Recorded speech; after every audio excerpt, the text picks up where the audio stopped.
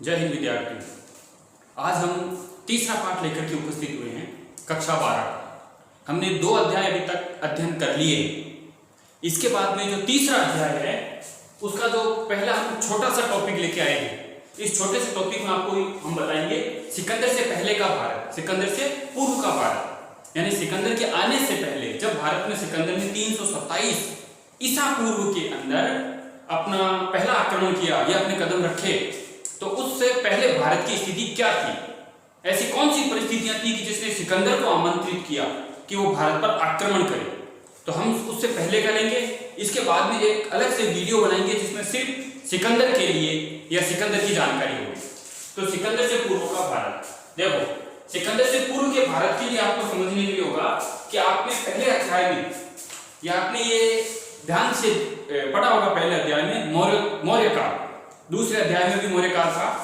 तो मौर्य काल का अंतिम शासक कौन था? अंतिम मौर्य शासक जिसका बाद में वध कर दिया गया था, अंतिम मौर्य शासक। अंतिम मौर्य शासक का नाम था बृहद्रथ। इस बृहद्रथ जो मानसिक रूप से कुछ विक्षिप्त माना जाता है, मतलब उसमें ऐसा माना जाता है कि वो योग्यता नहीं थी कि वो शासन को सुचारू रूप से संचालित कर सके।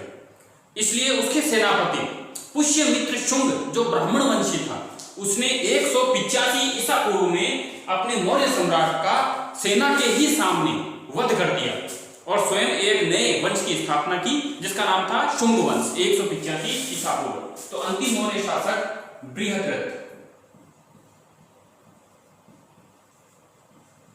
बृहद्रथ मौर्य का वध कर दिया या हत्या कर दी, जिसको आप बोल सकते हो हत्या। क्योंकि मारने में और वध करने में इसके भी अलग अलग अर्थ निकलते हैं। वध राक्षसों का किया जाता है, हत्या आम नागरिक या आम व्यक्ति, साधारण व्यक्तियों की भी होती है, ठीक है ना। और सेना में जो मरते हैं उनको शहीद कहा जाता है, वीर गति प्राप्त करना। तो ये अलग अलग जगह अलग अलग शब्दों का उपयोग किया जाता है। तो हम यहाँ मौर्य का वध न करके हम हत्या लिखें तो ज्यादा उपयुक्त रहेगा। तो अंतिम मौर्य शासक जो बृहद्रथ मौर्य था, उसकी हत्या कर दी गई थी सेनापति, उसी का सेनापति था सेनापति पुष्यमित्र शुंग के द्वारा, पुष्यमित्र शुंग द्वारा। और कब की गई? तो याद रखोगे 185 ईसा पूर्व में, 185 ईसा पूर्व में। और एक नए वंश का स्थापना की। अब ये पुष्यमित्र किस वंश का था? शुंग वंश का, शुंग था। तो शुंग वंश की स्थापना हुई, शुंग वंश की स्थापना, ठीक है। इसने वापस ब्राह्मण धर्म, वैदिक धर्म, इसकी पुनः स्थापना कराई थी। अब इसके बाद में जो काल चलता है उसको बोलते हैं मौर्योत्तर काल। ये याद रखना, 1 नंबर का सवाल बनता है। मौर्योत्तर काल किसे कहते हैं? मौर्योत्तर काल एक लाइन में सिंपल के अंदर आप समझोगे कि 200 ईसा पूर्व, 200 ईसा पूर्व से लेकर के गुप्तों, यानी जब गुप्त साम्राज्य आया था ना, चंद्रगुप्त, श्रीगुप्त, उनके पहले का जो भाग है वहां तक का, उसको हम बोलते हैं मौर्योत्तर काल। मौर्योत्तर या मौर्येतर, मौर्यों के उत्तर अलग अलग उसके बाद में। तो आप इसको यूं भी लिख सकते हो कि मौर्यों के बाद, मौर्य ने लिख करके शुंग वंश से ये भी लिख सकते हो, या इसको किताब के अनुसार लिखो तो 200 ईसा पूर्व, लगभग 200 ईसा पूर्व, यानी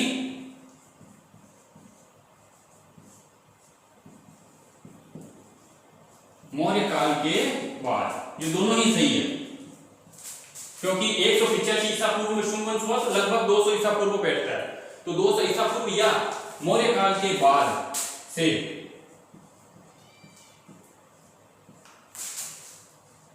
गुप्त साम्राज्य तक,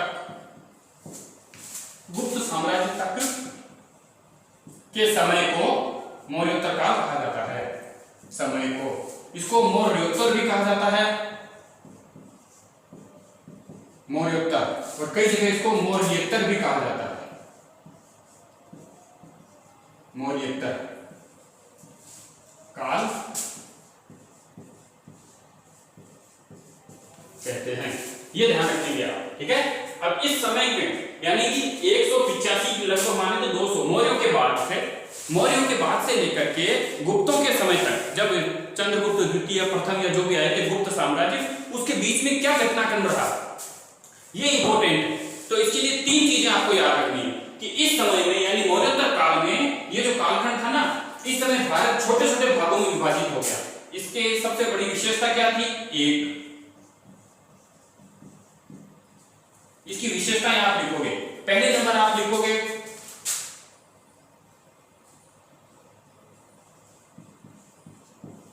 छोटे छोटे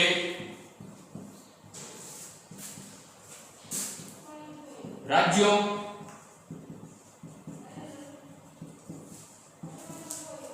व वंशों की स्थापना। पहला काम यह हुआ कि भारत में छोटे छोटे राज्य बने।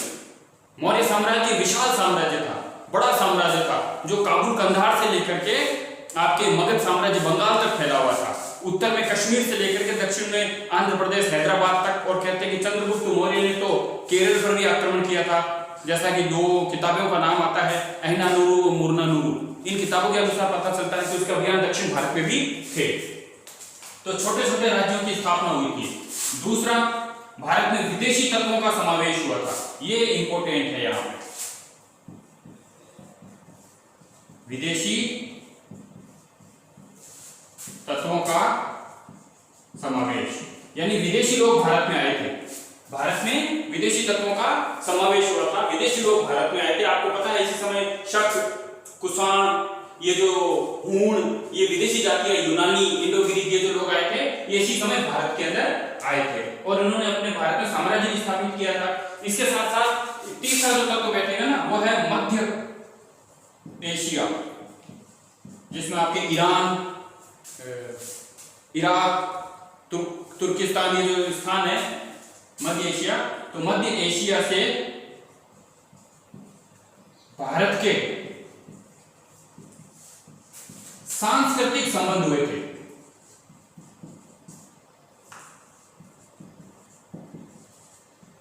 सांस्कृतिक संबंध बने, ये इंपॉर्टेंट बन गया। देखो 3 छोटे छोटे, एक तो छोटे छोटे राज्यों की स्थापना, विदेशी तत्वों का समावेश, मध्य एशिया से भारत के सांस्कृतिक संबंध बन गए थे। और इसके अलावा यूनानी जो भारत में आए थे ना, इसमें एक और लिख लीजिएगा, यूनानी। यूनानी लोग जो भारत में आक्रमण करने के लिए आए थे, तो यूनानी लोग भारतीय धर्म के अनुसारी बने, भारतीय धर्म के अनुयायी। आप इतिहास में पढ़ते हैं अनुयायी बने कि कई विदेशी आए थे और कईयों ने शिव की पूजा की, कईयों ने सिक्कों पर शिव, पार्वती, राम ऐसे चित्रों का उल्लेख उत्कीर्ण करवाया था, स्तंभ बनवाए थे, स्तूप बनवाए थे, मंदिरों का निर्माण कराया था। तो इस प्रकार से ये तत्व है कि मौर्योत्तर काल की क्या विशेषता है, ये विशेषता है। छोटे छोटे राज्यों में विभक्त हो गया था भारत। अब इस समय जो भारत के शासक थे ना, तो भारतीय शासकों को हम 2 भागों में बांट सकते हैं। भारतीय शासक, सॉरी भारतीय शासक नहीं होगा, इस समय शासक 2 वर्गों के थे। भारतीय शासक न कहकर के आप इसको यूं लिखिए, शासन को 2 वर्गों में बांटा गया। इस समय का शासन कितने वर्गों में था? शासन 2 भागों में था। 2 भाग या 2 वर्ग? 2 भागों या वर्गों में था। पहला कौन सा था? विदेशी शासक। आप इसको विदेशी लिखिए। पहला शासन कौन सा था? विदेशी।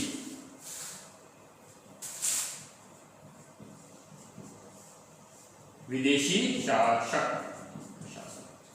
विदेशी शासकों में कौन आते हैं? विदेशी शासकों में देखिए यूनानी आ गए। इन यूनानियों को हम इंडो ग्रीक बोलते हैं। इन यूनानियों को क्या बोलते हैं? कई जगह नाम आता है इंडो ग्रीक। इन्हीं को हम हिंद यवन बोलते हैं। हिंद यवन, ये दोनों एक ही है, तीनों एक ही है, ठीक है ना। तो इंडो ग्रीक बोल दो, चाहे हिंद यवन बोल दो या यूनानी बोल दो। इसके बाद में विदेशियों से शक, कुषाण, ऐसे शासक और आए थे, हूण, ये सब विदेशी थे जो चीन से, मध्य एशिया से, यूनान से आए थे। और दूसरे प्रकार के जो शासक थे वो थे भारतीय शासक, भारतीय शासक। और इन भारतीय शासकों में कौन कौन थे? इन भारतीय शासकों में थे शुंग, सातवाहन, ठीक है। ऐसे शासकों के अंदर शुंग, सातवाहन और इसी के अलावा जैसे कण्व, चेदी वंश, ये भारतीय शासक थे।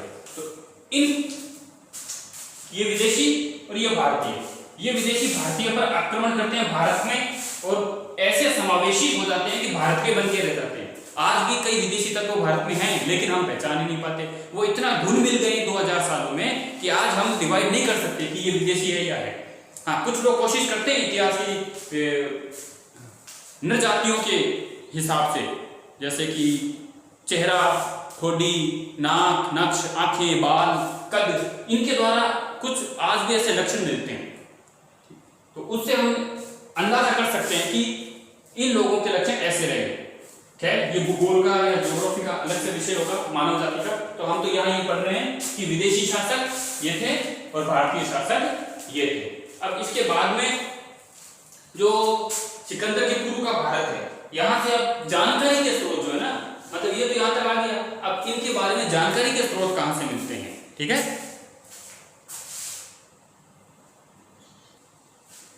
तो मौर्यों की पतन के बाद यह हो गया था मौर्यों का पतन, मौर्यों का पतन। पुष्य बृहद्रथ मौर्य की हत्या के बाद में मौर्यों का पतन होने के बाद जानकारी। अब किसकी जानकारी? मौर्यों का तो पतन हो गया, लेकिन मौर्यों का जो काल चला 200 ईसा पूर्व से लेकर के गुप्त साम्राज्य के आने तक, उसके बीच की जानकारी हमें कहां से मिलती है?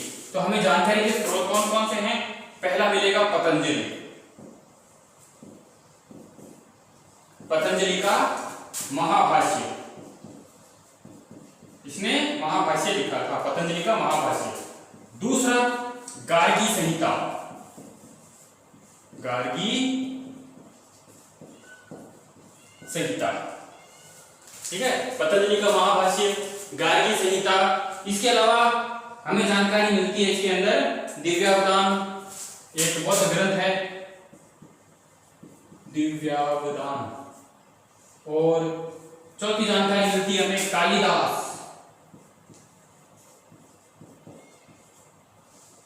कालिदास के मालविकाग्निमित्रम, एक ग्रंथ लिखा था मालविकाग्निमित्रम। मालविकाग्नि, कालिदास के मालविकाग्निमित्रम से भी जानकारी मिलती है। बाण का हर्ष और राजतरंगिणी, ये देखो पांचवा बाण भट्ट, बाण का हर्ष चरित्र। और छठा था राजतरंगिणी। अभी पिछले पार्ट में हमने इसके बारे में अध्ययन किया था। राजतरंगिणी किसकी है? ये कलहन की, कलहन की। इनसे हमें विदेशी जातियों के बारे में, इसके बीच की जानकारी हमें मिलती है। अब कुषाण के कनिष्क जो था ना, उसके दरबार में भी नवरत्न, मतलब कई ऐसे विद्वान बैठे रहते थे। तो यहाँ पर हम और देखेंगे कनिष्क। ये कनिष्क जो था ना, ये कुषाण शासक था।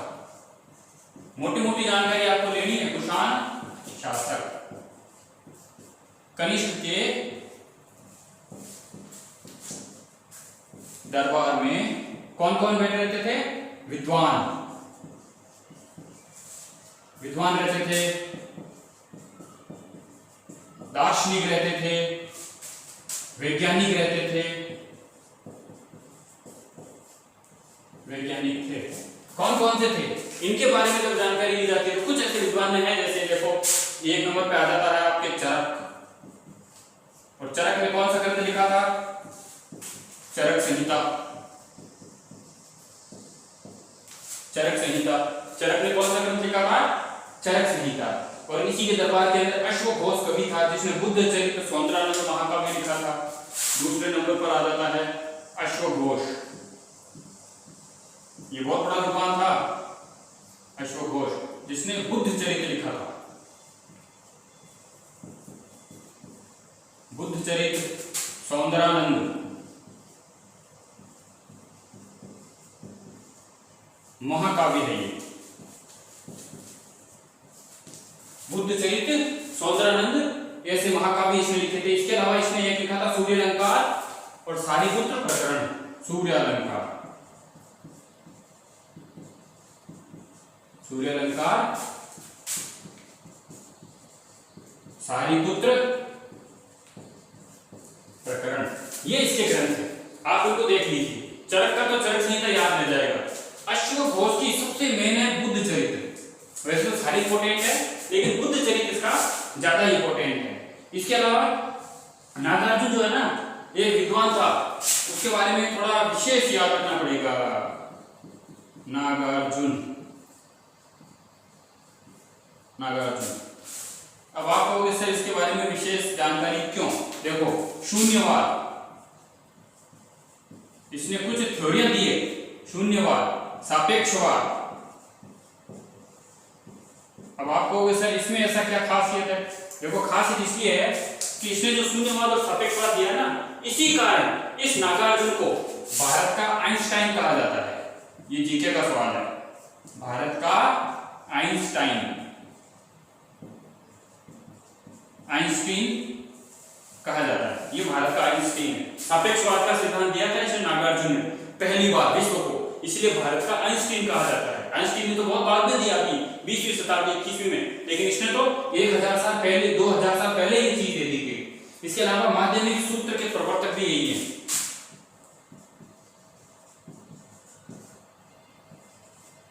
माध्यमिक सूत्र के प्रवर्तक यही माने जाते हैं नागार्जुन।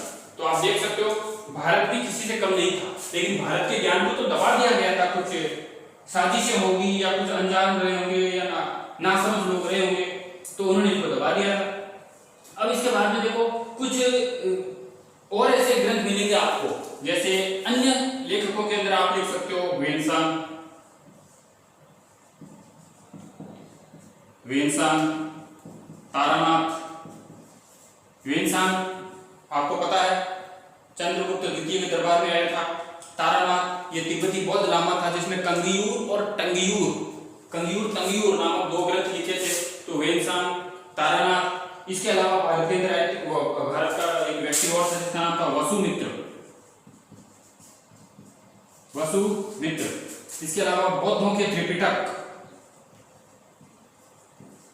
बौद्धों के त्रिपिटक, ये त्रिरत्न माने जाते हैं। पिटक का मतलब होता है टोकरियां, 3 टोकरियां।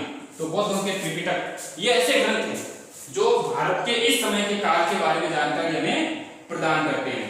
ठीक है ना? एक अलग से लिखो तो आप मिलिंद पन्हो भी लिख सकते हो, ये इंपॉर्टेंट वर्ड रहता है। मिलिंद, कई ग्रंथ मिल जाएंगे आपको, याद आते रहेंगे। मिलिंद पन्हो, इसमें मिलिंद के सवाल और पन्हो मतलब प्रश्न, मिलिंद के प्रश्न। ये यूनानी शासक था, यूनानी जो शासक, यूनानी शासक था जो भारत पर आक्रमण करने आता है, लेकिन जब भ्रमण करते हुए एक बौद्ध भिक्षु मिलता है तब वो उससे प्रश्न पूछता है। तो मिलिंद के प्रश्न, इसका सही रूप होता है मिलिंद के प्रश्न। पूरे ग्रंथ प्रश्नोत्तर में मिलिंद पन्हो यानी मिलिंद के प्रश्न।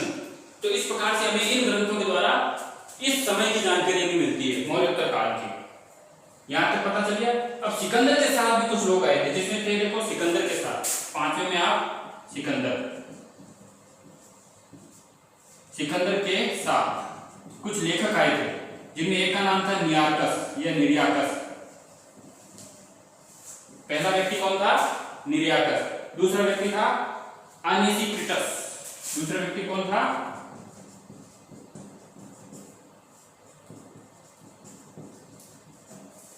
अनिसिक्रिटस। निरियाकस, अनिसिक्रिटस, एरिस्टोब्यूलस।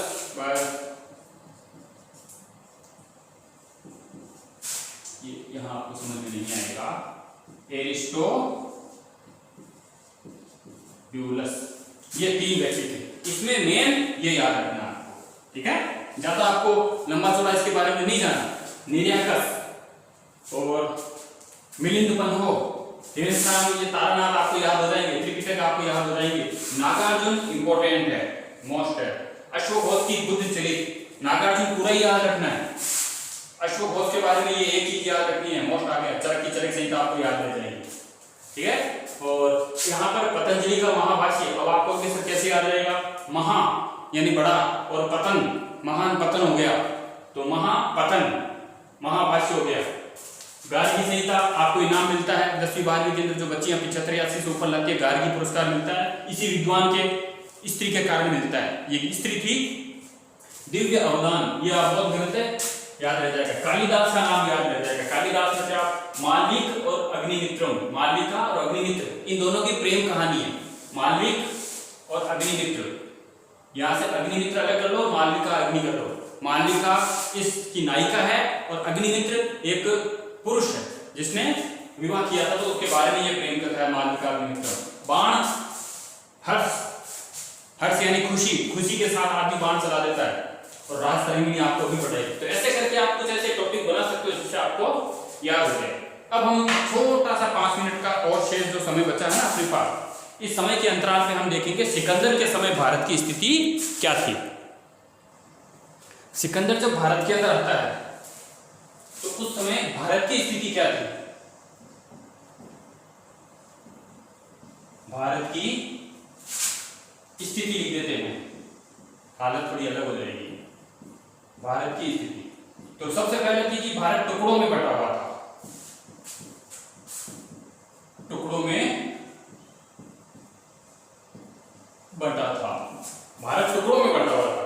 अब कहां कहां था? वैसे तो बृहत्तर भारत का नाम आप लोगों ने सुना है। अब देखिए, काबुल के ऊपर में कंधार था, पहला टुकड़ा यहां देखिए। काबुल के उत्तर में कौन सा राज्य था? कंधार, जिसको प्राचीन नाम क्या था इसका? गांधार।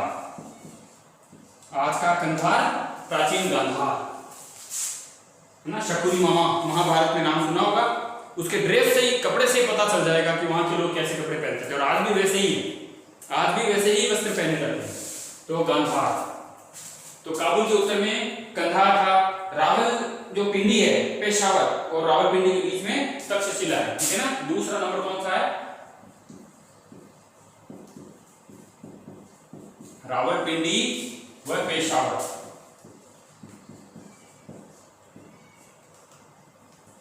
पेशावर के बीच में, इन दोनों के बीच में, ठीक है ना, तक्षशिला, ये राज्य बसा हुआ था लगभग तक्षशिला, ठीक है।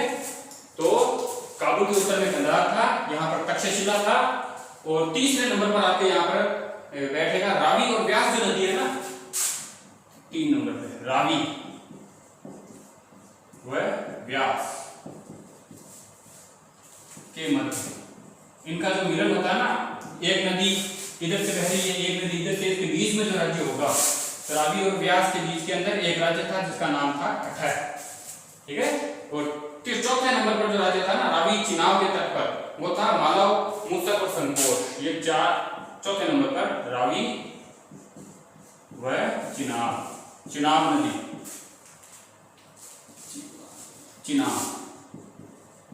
चिनाब नदी के संगम पर,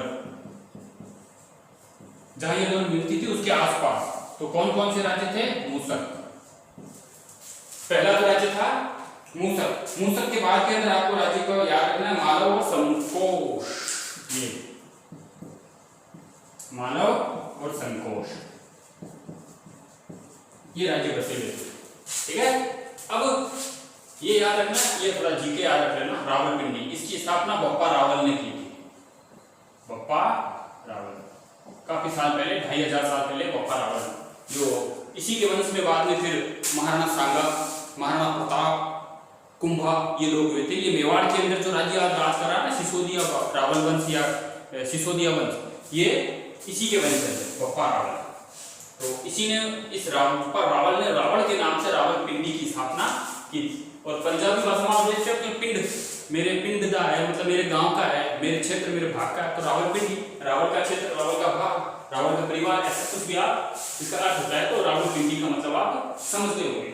अब यहाँ पर आता है कि उस समय भारत, जो आप सिचुएशन देख रहे हो कि इतने छोटे छोटे राज्य थे, तो उस समय लगभग नहीं, आप कंफर्म कह सकते हो कि लगभग 25 राज्य बने हुए थे।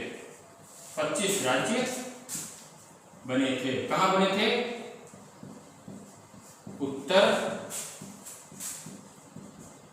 पश्चिमी भारत में। ये देखो 25 राज्य थे उस समय, छोटे छोटे।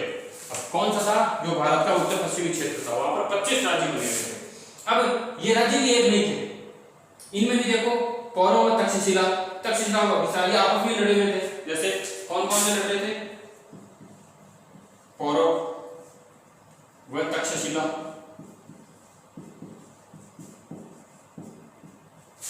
दूसरी तरफ आप देख लीजिए, तक्षशिला व अभिसार, पौरव, तक्षशिला व अभिसार। और इसके बाद के अंदर आप अलग से देखो तो क्षुद्रक, मालव, ये भी एक राज्य थे। उस समय के राज्य बता रहा हूं मैं, क्षुद्रक व मालव, ये आपस में लड़े हुए थे, क्षुद्रक और मालव। अब अभिसार और पौरव लड़े हुए थे।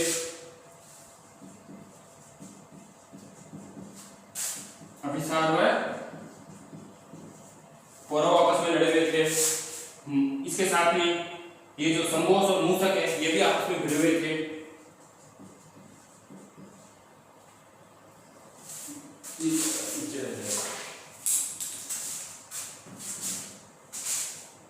यहां लिख देता हूं मैं,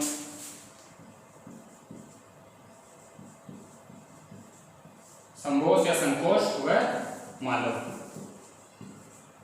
ये सब क्या कर रहे थे? आपस में लड़ रहे थे, इनमें एकता नहीं थी, ठीक है ना। संभोस, मालव और इसी के साथ वह मूसक, इनके बारे में आप लिखोगे, ये सब आपस में शत्रु थे। अब बताओ एकता कहां से स्थापित हुई? एक तो छोटे छोटे 25 राज्य, छोटे छोटे और छोटे छोटे राज्य होकर के भी पौरव तक्षशिला से लड़ रहा है, तक्षशिला अभिसार से लड़ रहा है, क्षुद्रक मालव से लड़ रहा है, अभिसार पौरव से लड़ रहा है, संभोस और मालव और मूसक से भी भिड़ रहा है। तो ये सब आपस में शत्रु थे, एकता थी नहीं। तो एकता नहीं थी तो आपस में इनका लड़ना जायज है और टूटना बिल्कुल आसान बात है। कोई भी विदेशी बड़ी सेना आएगी तो ये आपस में टूट जाएंगे। और उसी के अंदर क्या हुआ कि इसी समय, अब यहां पर हम चलते हैं 331 ईसा पूर्व, यहां से हम छोटा ईसा पूर्व में सिकंदर, यहीं तक लेंगे आज हम, सिकंदर चला विजय अभियान को, विजयी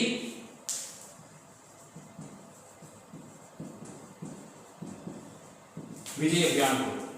अब जब सिकंदर 331 ईस्वी में चलता है तो भारत में कब पहुंचता है? 327 ईसा पूर्व, 327 में पहुंचा भारत के तट पर, भारत के पास। कहां पहुंचा? उत्तर पश्चिमी भाग पर। ये 327 ईस्वी में भारत में पहुंचता है। अब कुछ राजा ऐसे थे जिन्होंने दिल खोल के स्वागत किया, कुछ शासक ने साथ दिया,